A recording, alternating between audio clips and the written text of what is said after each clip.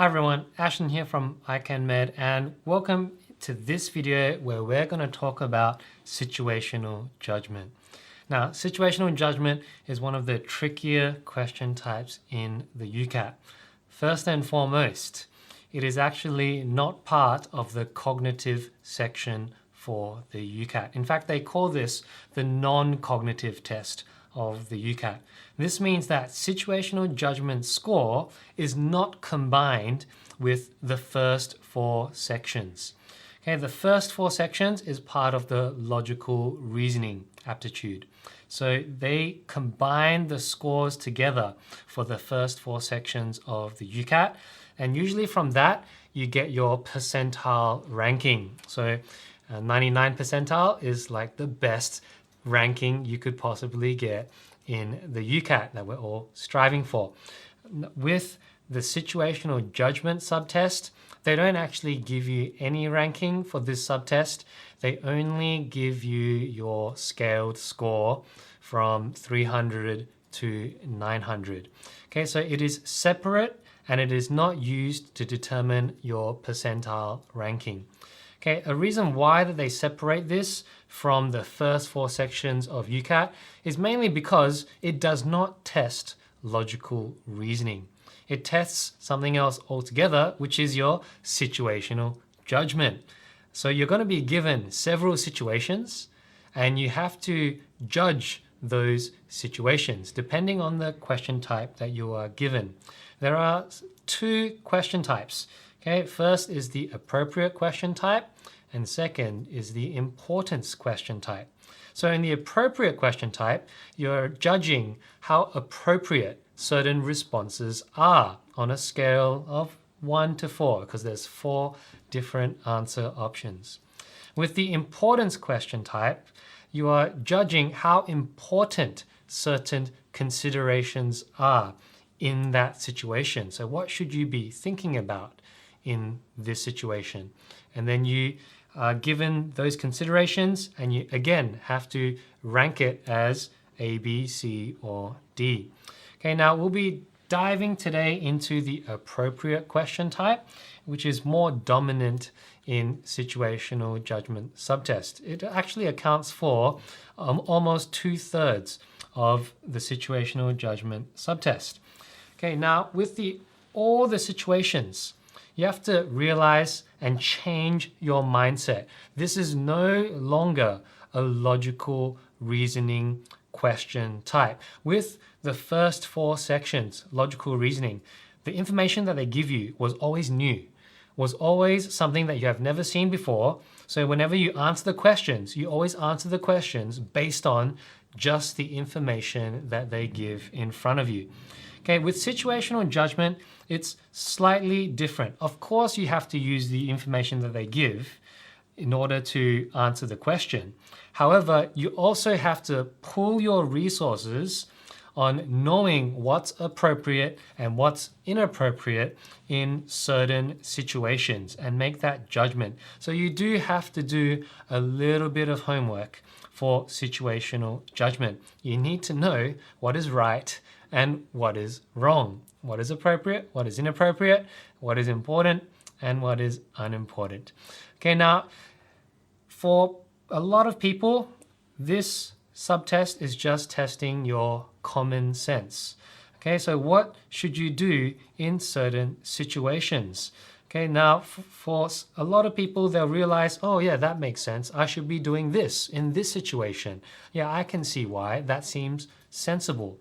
Okay, but for other people, you'll have to change your common sense. So if you thought, oh yeah, I should do this in this situation, and then you get it wrong, then you have to change the way that you think and be like, okay, I cannot think this way in the future. I have to think in this situation, I have to do that instead, because that is what is demanded as a professional doctor. And as you can surmise, since they are testing you to become a medical student, a lot of the scenarios have something to do with the healthcare profession. Okay, so a lot of the times you have to uphold the standards and the code of conduct of a doctor. Now, you're not always going to be a doctor. You could be a dentist, physiotherapist, a nurse, okay? But it will be something in the healthcare profession. Or you could still be a medical student and someone still in university that is studying in one of these healthcare professions. Now, to get familiar with what you should and shouldn't do, you should get to know the code of conduct of doctors and how they should behave in certain situations. And in order to get more familiar with this, we'll leave a link down below. And when you click into the link, you'll see the code of conduct of how doctors should behave in a variety of situations. And in fact, it is extremely, extremely in-depth with many hundreds and hundreds of pages for you to read and get to know what doctors should do in different situations. Now, of course, if that is your interest, because I'm sure you are interested in becoming a doctor, that's why you're here, then you should take your time to read through those code of conducts and rules, as it will also be quite valuable during the interviews. However, UCAT will not test the entire compendium of the code of conduct of doctors. You'll actually test a very small and minor section. And in fact, it will test the non-controversial sections of the code of conduct and how you should behave. Okay, so there are three major areas or major guidelines that you need to take note of in the situations that UCAT presents to you. Okay, it will usually talk about patient-doctor relationships. So as a doctor, you know, what should you do with your patient? Of course, your patient's health and well-being is always number one. Okay, and that's often what is tested in those types of situations to see whether or not you're putting the patient's health and safety first. Okay, it will also test you on the basics of co-worker relationships, in that are you able to work well with your fellow co-workers, whether you're a doctor already or whether you're still a student. Are you able to work well with your co-workers or with your fellow students? Okay, and you know, what should you do when your student co-worker does something wrong? Okay, what is the appropriate response? And lastly, it will also touch upon some core values, which should not be surprising. You know, things such as honesty, okay, punctuality. Okay, so these are the guidelines that it will touch on. It shouldn't be anything that is surprising. Okay, so just take a quick look at the link down below and have a quick read to have a good grasp of, you know, the code of conduct of being a doctor. Then when you take a look at the situations, you realize, hey, it shouldn't be too difficult. Okay, it should be something that is just common sense. But if there's something that I did get wrong, what I should do is make sure that in the future, for a similar situation, I will make sure to choose the other answer because that was what UCAT wants me to do. Okay, there was something wrong with my way of thinking. So this is a question type where you have to be very humble and accept that your judgment is not correct, which is very normal because you guys aren't doctors yet. Okay, so it's not like you know what doctors should do in every situation. So you have to be humble when UCAT shows you that you're wrong in a certain judgment. You have to realize that and accept that you had a bad judgment for that situation and change the way that you judge any similar situations in the future. Okay, now, here is the question that you can see down below. So here we have our situation at the top, followed by a question, and then 4 answer options. Now, this is the tricky part. The 4 answer options look extremely similar. See, a very appropriate thing to do, appropriate but not ideal, inappropriate but not awful, and a very inappropriate thing to do. Now, if the answer options were only 2 things, if there was only 2 options, appropriate and inappropriate, I reckon people would find section 5 a lot easier. Okay, however, section 5 usually has the highest score in the UCAT and a relatively low average score as well. Now, there are mainly two reasons for this. Now, the first reason is that Section 5 is more situational judgment is largely unimportant in a lot of medical schools. Okay, so a lot of med schools don't even look at your situational judgment results. And this means that a lot of people don't try in situational judgment if the unis that they are aiming to get in don't use it as a criteria. Now, I highly recommend that even if the university you are applying for does not use situational judgment, that you still prepare for it, because the criteria for selection can always change at the last minute, and they might decide to use situational judgment inside of their grading. Okay, the people in the universities have a right to use the entire UCAT exam as a criteria. So how they use each of the different sections is entirely up to them. Okay, so just because they didn't use situational judgment last year doesn't necessarily mean they won't use situational judgment this year. So make sure you prepare for it. Okay, another reason why people don't score highly in situational judgment is because it usually has a pass or fail threshold that is quite low. Okay, now with the first 4 sections of the UCAT, you are usually aiming to score in the top 10 percentile, so the top 10% of all candidates. That's why you always hear people say, oh, I'm aiming for 90th percentile or above. And that's because universities generally look at those scores as being competitive and will give you interview offers if you are scoring in the top 10 percentile. Whereas for situational judgment, they don't release an exact threshold, but it's usually much less than that. In fact, it's probably somewhere around the average or slightly below the average. Okay, so in the UK, in fact, it's literally the bottom 10% of the people that only fail situational judgment, and the rest pass in some form. Okay, so of course, the higher score you get though, the more points that is for universities that do use situational judgment. Okay, but it is definitely weighted a lot less compared to the first 4 sections. So that's why people also don't put that much importance on this, and that's why the maximum score is rather low. Okay, and one thing else that makes it harder to fail situational judgment is that they also give you partial marks. So in situational judgment, if you're very close to the answer, let's say the answer was a very appropriate thing to do, and you chose appropriate but not ideal, you will get quite a lot of partial marks, and that makes it harder for you to fail situational judgment. So those who are failing situational judgments would be constantly choosing answers that are quite far away from the solutions. Okay, but how do we do situational judgment? So now let's go through some techniques in solving these situational judgment questions. Now remember, this is different from logical reasoning in that you have to be aware of the guidelines that are involved in these situations. Okay, so that is some background knowledge you must have. So what are the guidelines in this situation here?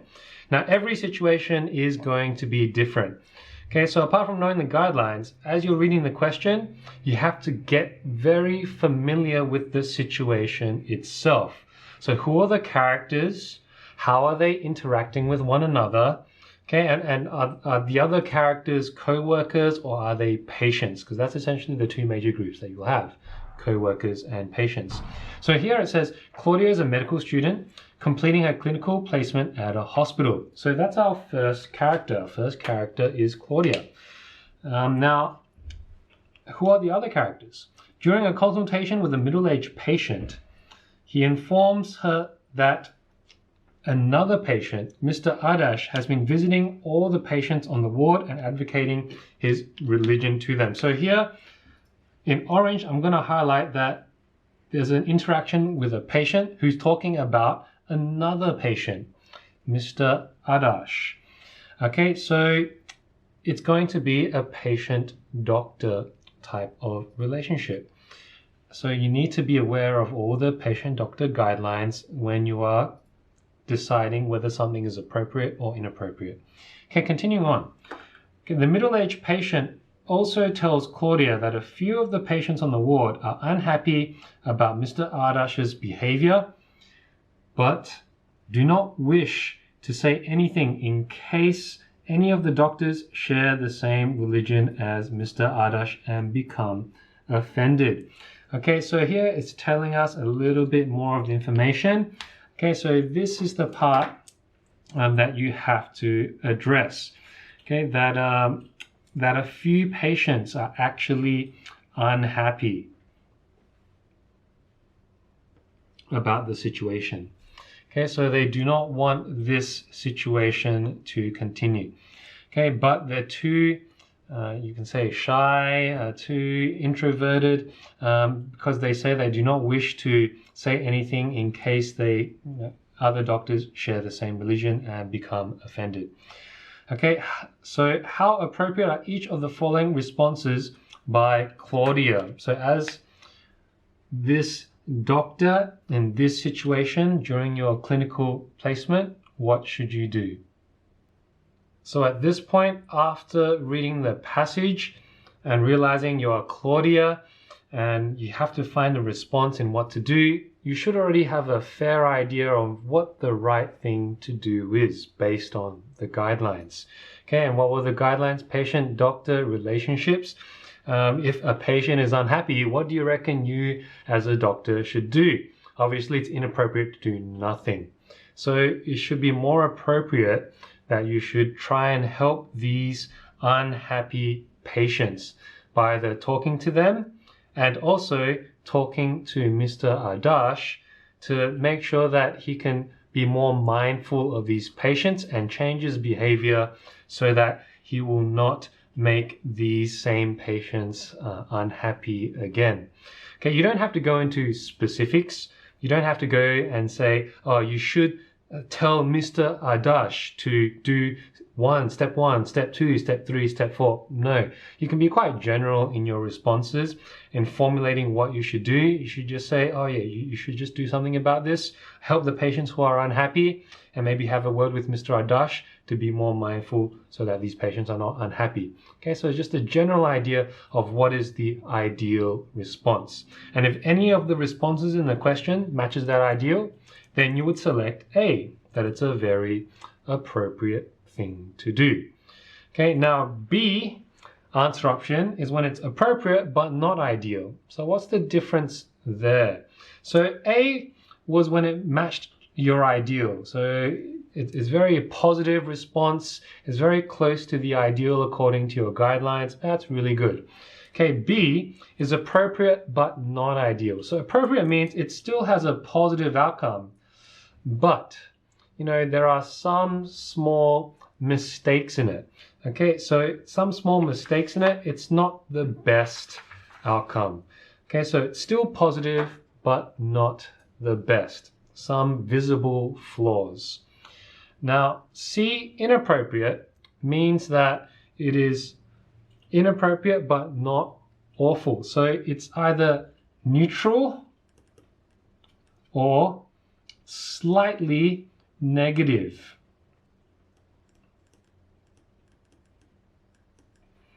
Okay, so neutral or slightly negative. That's when it's inappropriate but not awful. Okay, and what's a very inappropriate thing to do is when something is very negative. So someone's health is at risk. Okay, or your response causes, has a high chance of causing someone to be very angry and lose trust in you as a doctor.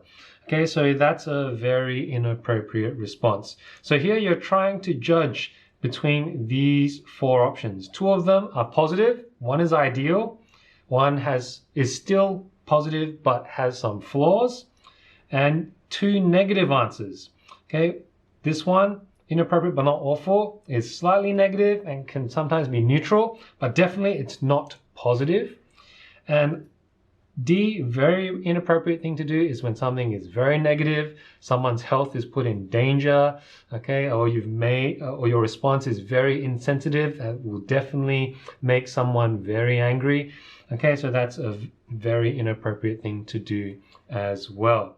Okay, now that we know the different levels of your appropriateness, let's take a look at this response and judge.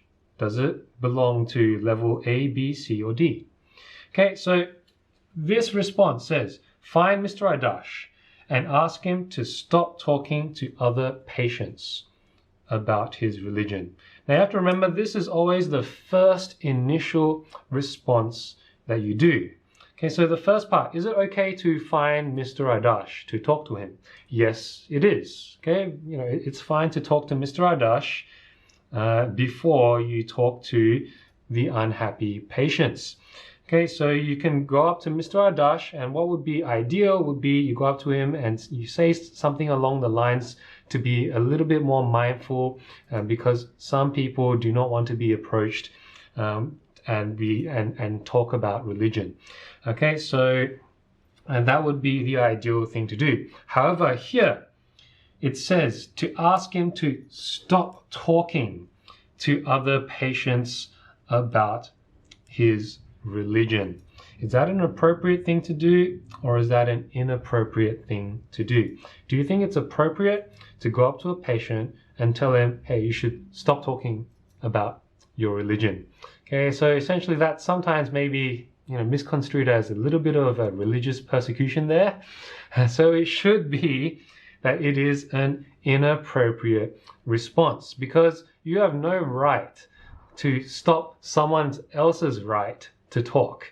Okay, you can't command someone to stop talking about something which is something he has an entire right to talk about. So it is a negative thing to do, to tell him to stop talking to other patients about his religion. Okay, so now the next part is this inappropriate but not awful, or is this a very inappropriate thing to do? What is the difference between the two?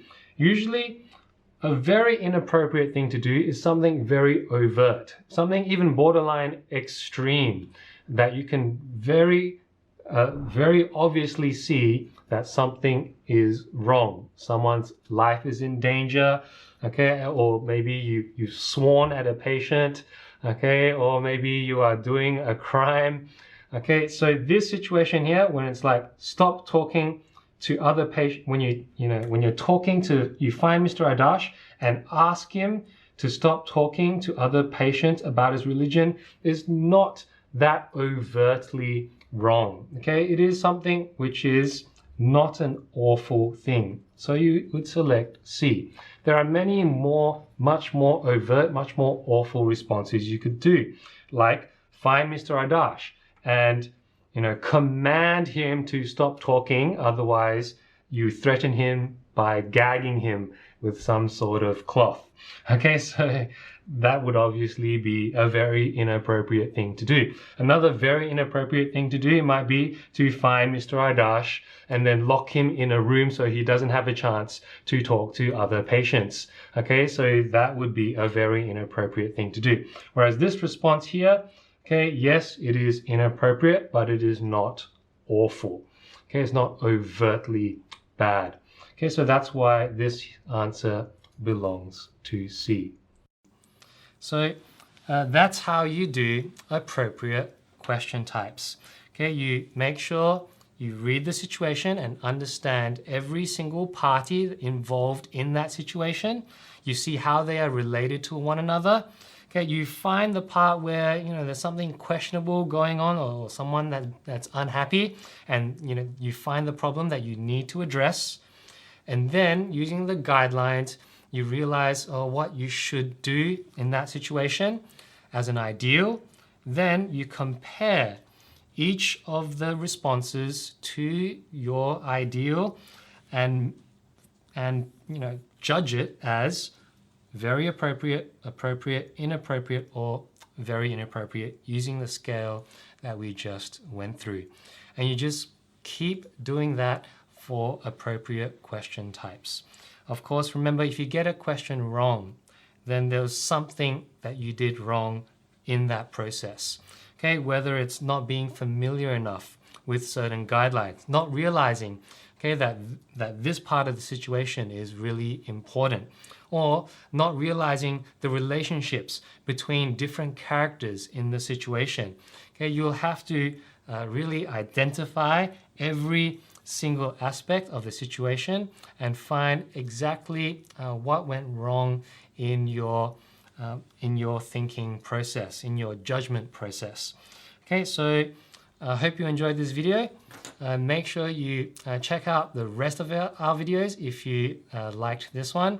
And I'm sure that I'll see you all in the future with a lot more content to share with you. So I look forward to teaching more UCAT to you guys, and I'll see you all next time.